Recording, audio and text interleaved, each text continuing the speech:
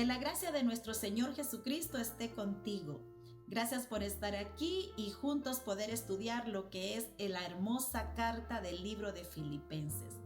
Vamos a estar estudiando lo que es el capítulo número 1, del verso 1 al verso 11. Vamos a ir detalladamente viendo cada uno de los versículos y estudiando lo que el apóstol Pablo escribió a esta iglesia de Filipo. Así que hoy vamos a iniciar con lo que es el capítulo número 1. Y es que la palabra del Señor nos habla en el verso número 1 acerca del saludo con el que Pablo, ¿verdad? Lleva a los filipenses. Y en el verso número 1 dice: Pablo y Timoteo, siervos de Jesucristo, a todos los santos en Cristo Jesús que están en Filipo, con los diáconos y con los obispos. Este saludo nos está dando una referencia hermosa acerca de a quién está dirigida la carta y a la misma vez quiénes son los autores de la carta. Filipenses capítulo 1 nos está refiriendo acerca de lo que es un poco el contexto de esta carta.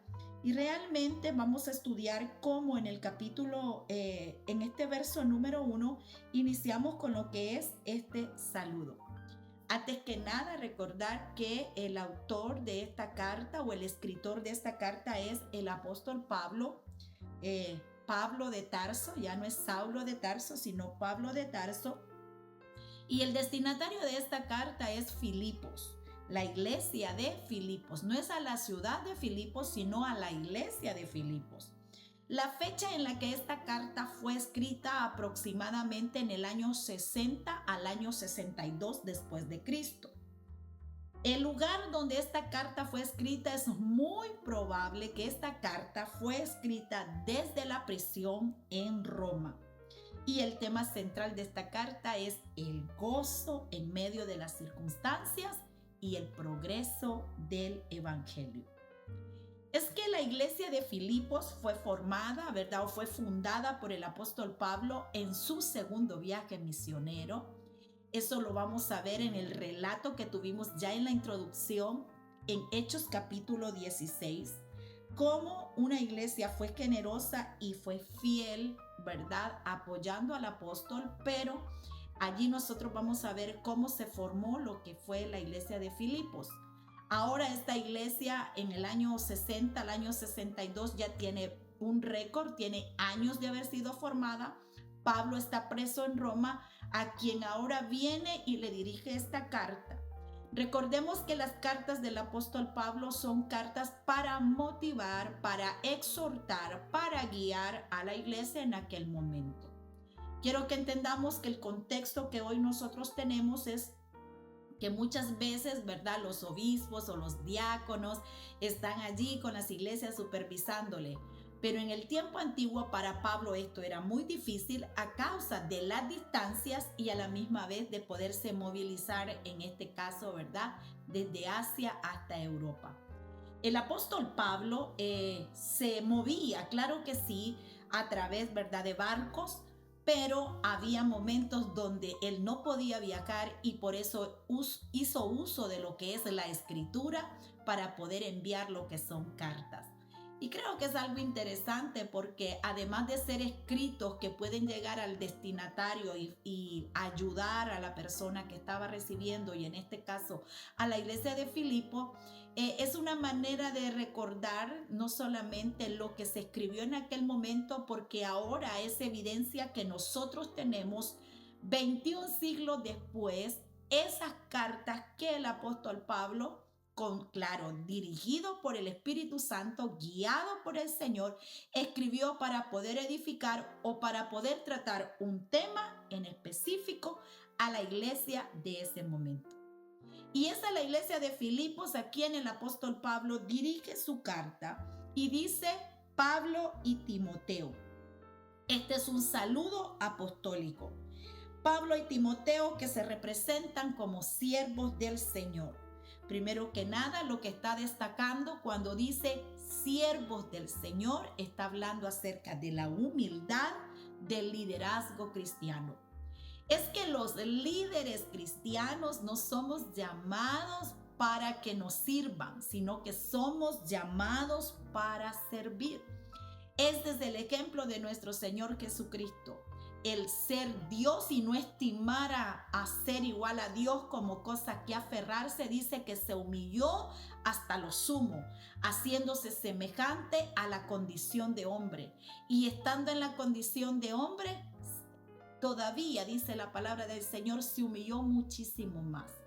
Nosotros vemos en el ejemplo de nuestro Señor Jesucristo, en un momento diciéndole a sus discípulos que va a lavarles los pies. Jesucristo mostró en su carácter el carácter de siervo. Y ahora Pablo, como seguidor de Jesucristo, y Timoteo, escriben a la iglesia y recalcan estas palabras. Pablo y Timoteo, siervos de Cristo. Habla acerca de la humildad en el liderazgo cristiano. Y a la misma vez habla sobre la identidad de lo que son los creyentes. Porque el versículo número 1 nos está diciendo: Pablo y Timoteo, siervos de Jesucristo, a todos los santos en Cristo Jesús que están en Filipo con los diáconos y con los obispos. En este versículo número 1 nosotros encontramos la identidad de los creyentes. Porque Pablo está refiriéndose a los hermanos de Filipo como los santos, a los santos. Está hablando acerca de la identidad que nosotros tenemos como hijos de Dios, como llamados del Señor, como reconciliados con Dios.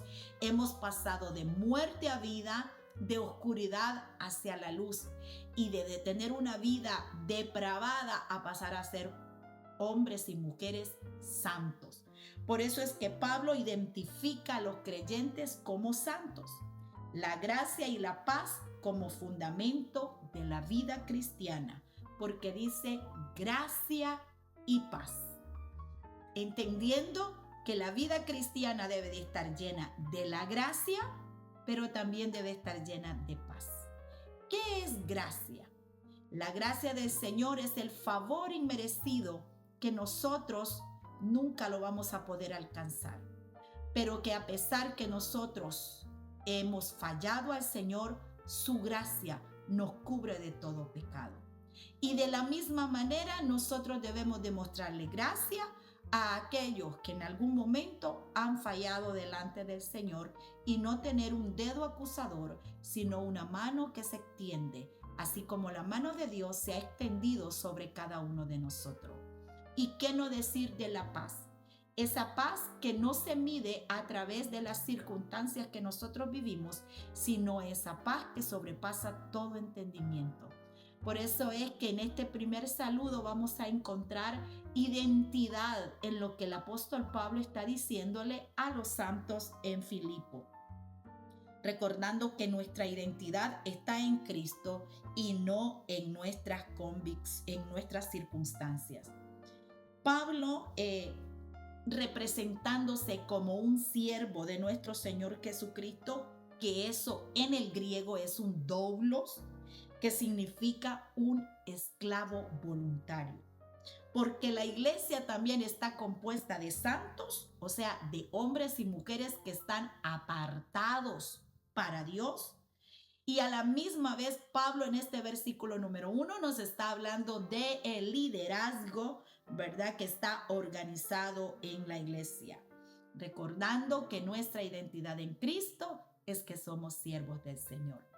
Si alguno está siendo usado por Dios, si alguno está siendo, ¿verdad?, de bendición para un grupo de hermanos y de creyentes, eso nunca nos debe de llevar al orgullo, sino que siempre debemos de tener presente que somos llamados por el amor, por la misericordia y por la gracia del Señor, pero que solo somos siervos del Señor. Y cuando decimos siervos, hablamos de esclavos voluntarios. Somos esclavos del Señor. Él es nuestro dueño. Él tiene la autoridad sobre nosotros.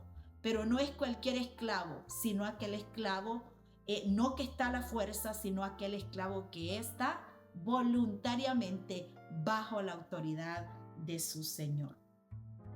Luego en el verso número 2 dice, gracia y paz a vosotros de Dios nuestro Padre y del Señor Jesucristo.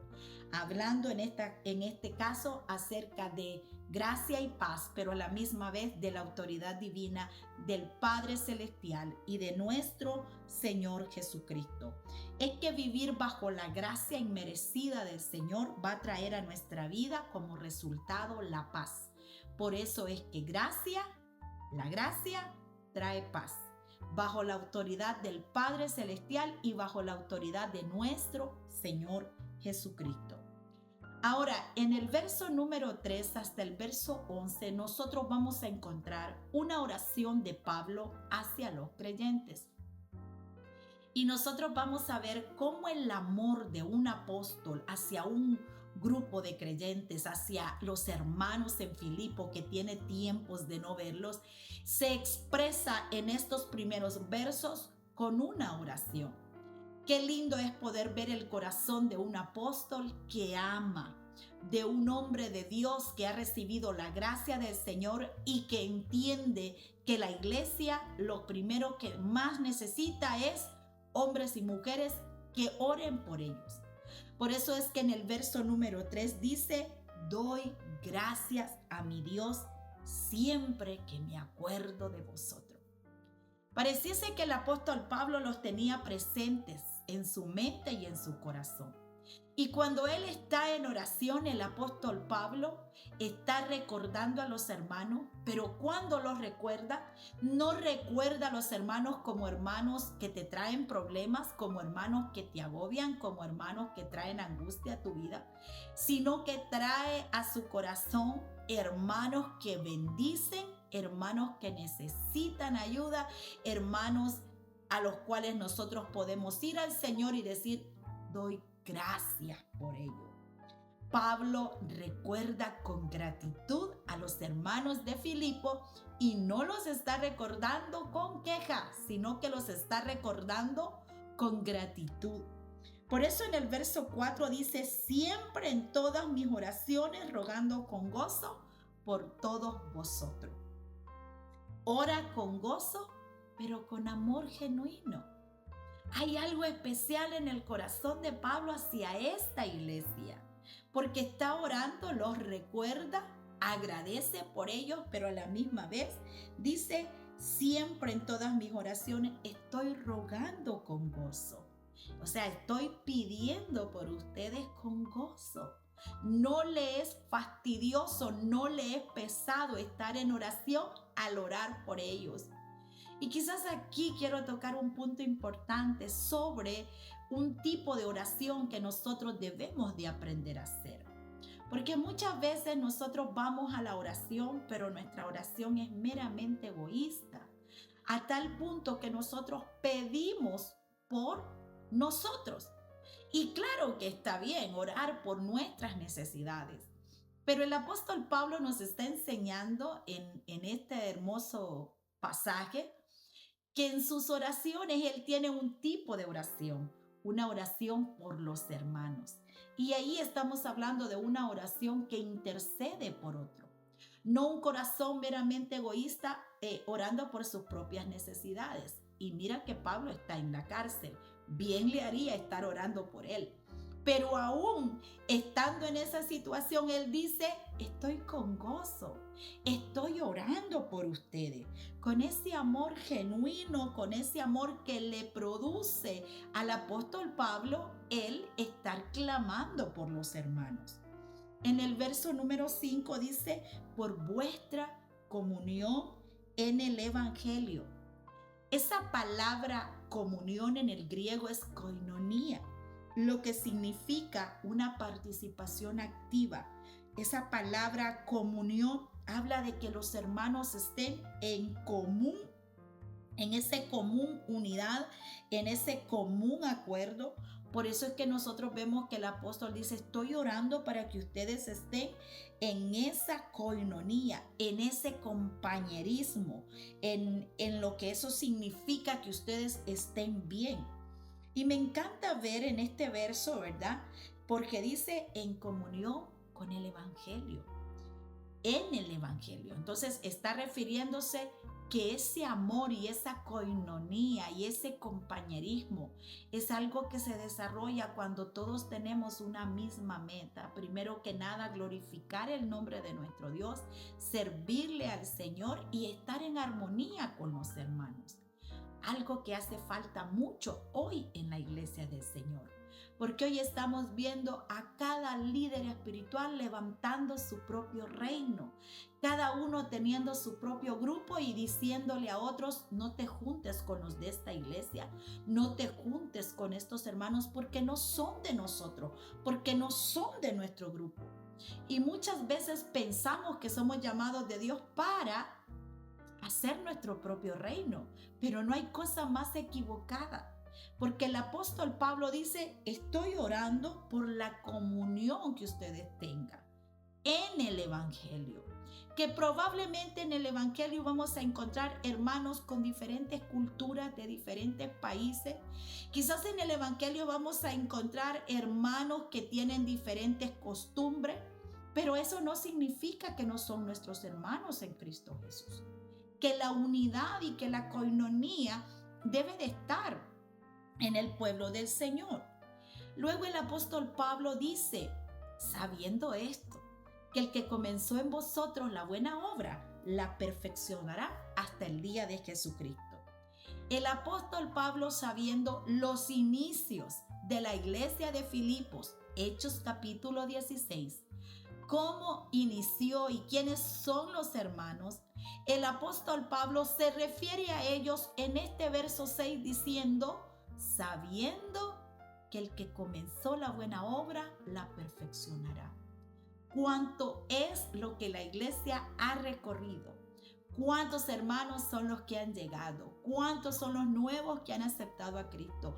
¿Cuántos son los hermanos que están creciendo en la obra del Señor? Pero él dice: estoy seguro, estoy convencido, sabiendo, dice el apóstol Pablo, que el que comenzó en vosotros la buena obra la perfeccionará. Así que reconoce el apóstol Pablo en ese momento que Dios es un Dios que salva, que es un Dios que va perfeccionando, que es un Dios que va santificando. Que Dios, cuando empieza algo, mi querido hermano, no lo suelta. Es que Dios no es como nosotros, que a veces tenemos cambios de humor. Y muchas veces iniciamos proyectos y los dejamos a media cuando sentimos que aquel proyecto dejó de ser interesante. Muchas veces nosotros decimos: hoy quiero hacer esto, pero luego abortamos esos proyectos. Dios no es como nosotros. Dios es un Dios que cuando nos ha tomado a nosotros, nos ha tomado y va a empezar a obrar en la vida de cada uno de nosotros. Por eso es que nosotros entendemos que la salvación es un proceso continuo. Que somos salvos cuando abrimos nuestro corazón a nuestro Señor Jesucristo y entonces la gracia del Señor está allí y recibimos esa salvación. Pero que la salvación no se termina hasta ese punto, sino que la salvación va poco a poco también, progresivamente el Señor empieza a hacer una obra. Dios comienza a cambiarnos. Hay personas que empiezan a ser transformadas de mente, de palabras, de actitudes del corazón, de sentimientos. Gente que está amargada, gente que está orgullosa, gente que quizás antes no le hablaba a nadie, pero cuando el Señor comienza a tomarlo, comienza a obrar en tu vida. Hoy quiero que tú reflexiones. ¿Eres el mismo o eres la misma desde que el Señor te llamó a sus filas? Cuando abriste tu corazón al Señor. Y yo sé que tú me vas a contestar y me vas a decir: no, no pienso igual, no actúo igual, no hablo igual. Y allí es donde nosotros podemos ver hacia atrás, ver lo que el Señor ha hecho en nuestra vida. Porque Él ha comenzado en nosotros. Él sigue en el progreso transformándonos. Jeremías lo dice de esta manera, que nosotros somos el barro y Él es el alfarero. Pero que Él no ha terminado con nosotros, porque va a llegar a un punto donde lo perfeccionará, donde ya no tendremos error alguno, tacha alguna. El Señor va a comenzar a transformarnos. Todos nosotros somos vasijas en proceso, pero la confianza que tenemos es lo que Filipenses está diciendo en 1:6. Él comenzó en nosotros. Y el que comenzó no aborta sus proyectos. El que comenzó lo va a terminar hasta perfeccionarse. Luego dice, Pablo los ama entrañablemente y reconoce que participan con él en la gracia. Por eso es que el apóstol Pablo dice, el que comenzó en vosotros la buena obra, la va a perfeccionar. Y agradecido de cómo la iglesia está apoyando al apóstol Pablo en el trabajo de la obra del Señor. Es que cuando nosotros trabajamos para el Señor, aunque estemos en diferentes lugares, ciudades, países, pero todos sabemos que tenemos una meta, la meta que el Señor nos ha puesto, que podamos llevar este evangelio, que podamos predicar las buenas nuevas de salvación, que podamos ayudar al soporte financiero de la obra del Señor, que podamos participar de la gracia del Señor, que podamos no solamente ser oidores y no hacer nada, es en que yo puedo involucrarme en este hermoso proyecto que es predicar, llevar el evangelio.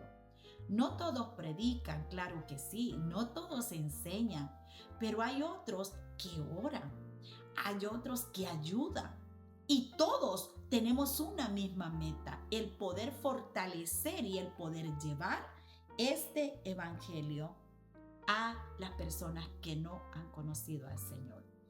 Pablo reconoce que la iglesia de Filipos ha participado de la gracia del Señor, de que la iglesia de Filipo está ayudándole, reconoce el trabajo que la iglesia ha tenido. Y luego dice en el verso número 8, está hablando acerca de cómo Dios es testigo del profundo amor que Pablo le tiene a la iglesia. Y es hermoso ver el amor del apóstol Pablo, pero yo diría más que el amor que Pablo le tiene a la iglesia de Filipo, es el amor de Dios que le tiene a la iglesia de Filipo, entendiendo que estamos estudiando la iglesia de Filipenses. Pero aún así, el amor que Dios le tiene a la iglesia de hoy. Así como Pablo amó a Filipenses, aún así, mayor que eso, Dios amó a la iglesia de Filipenses y Dios nos ama también a nosotros. Pablo está mostrando su amor pastoral hacia esta iglesia. Y es que nosotros los pastores debemos de saber que somos llamados por el Señor para servir, pero también somos llamados para amar a las almas. Cuando nuestro Señor Jesucristo cuestiona a Pedro en los evangelios, le dice, Pedro, ¿me amas? Y nosotros sabemos que en ese pasaje fueron 3 veces donde el Señor cuestionó, confrontó a Pedro para ver si Pedro realmente le amaba.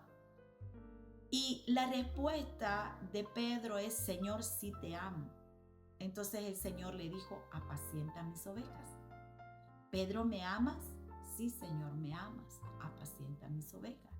En la tercera ocasión le dice, Pedro, ¿me amas? Ya Pedro, sintiendo que esa pregunta es fuerte, Señor, tú lo sabes. Porque si hay alguien que conoce el corazón, es el Señor. Pero el Señor Jesús le dice, si me amas, apacienta mis ovejas. El llamado de nosotros que Dios nos ha hecho para pastorear es, ¿me amas? Pero si me amas, apacienta mis ovejas. Es interesante cómo el Señor nos manda a amar a las personas, no importando cómo estas personas sean, cómo estas personas se comporten. Yo sé que todo pastor quisiera tener solo buenos miembros y buenas familias, pero a la iglesia llega de todo, gente rota, gente herida, gente misma que nos va a dañar a nosotros como pastores. Pero aún allí nosotros debemos demostrar ese amor pastoral, porque representamos al Señor aquí en la tierra. Pablo está representando al amor de Dios, amando a la iglesia de Filipenses y mostrando su amor pastoral hacia ellos. En el verso número 9, Pablo dice que vuestro amor abunde más y más en ciencia y en conocimiento, sea un amor incondicional, pero un amor con discernimiento espiritual. Que abunde en ustedes el amor. Mira la oración. Doy gracias a mi Dios, oro por ustedes, estoy dando gracias al Señor. Sé que Dios empezó en ustedes la buena obra, que el Señor la va a perfeccionar, pero estoy orando también para que en ustedes abunde el amor, abunde también la ciencia y el conocimiento.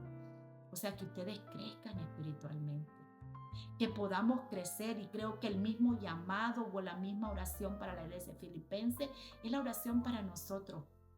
Que avancemos en amor, que avancemos en ciencia y en conocimiento, o sea, en discernir las cosas espirituales.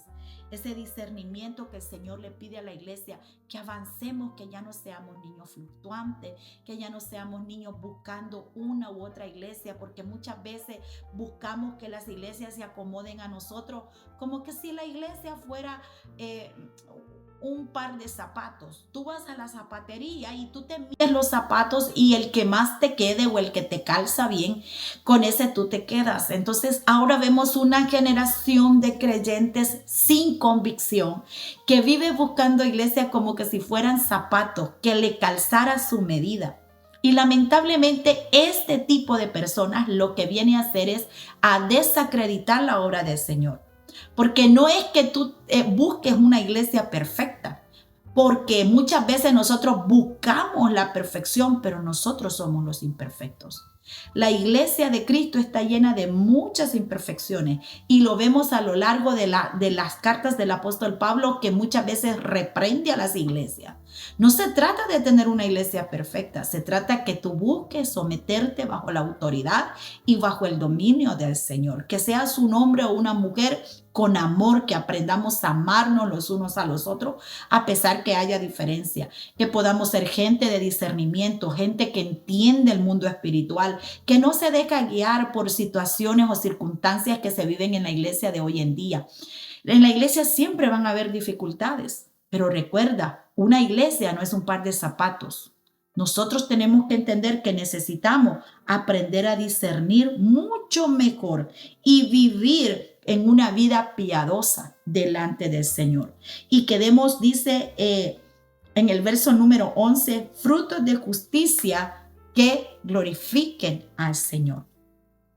Esta primera parte del capítulo número 1 nos está hablando acerca de el apóstol, cómo se mira a él como siervo, cómo ve a la iglesia como santos, agradece al Señor y a todo el liderazgo de la iglesia, el orden jerárquico, a los apóstoles, en este caso a los diáconos y a los obispos, porque la iglesia debe de estar organizada. Una iglesia sin liderazgo es una iglesia que va al fracaso.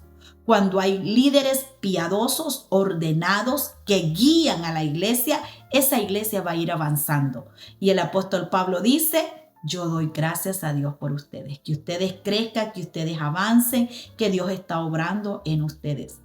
Esta es la primera parte del capítulo número 1 de Filipenses. Un saludo y una oración. El amor pastoral, el amor que el apóstol Pablo está mostrando a esta iglesia. El amor que todo líder espiritual debe demostrarle a la iglesia. El cuidado, la oración, la guianza y la dirección. Porque eso es lo que el apóstol Pablo está haciendo en este capítulo número 1. Gracias por haberte quedado hasta aquí. Espero que esta primera parte haya aclarado un poco y que estemos juntos semana a semana estudiando lo que es el libro de Filipenses. En el próximo video vamos a terminar la segunda parte del capítulo número 1, pero yo te pido que leas tu Biblia, que agarres una libreta y que comiences a leer esta hermosa carta que trae una gran enseñanza para nuestras vidas. Así que el Señor te bendiga.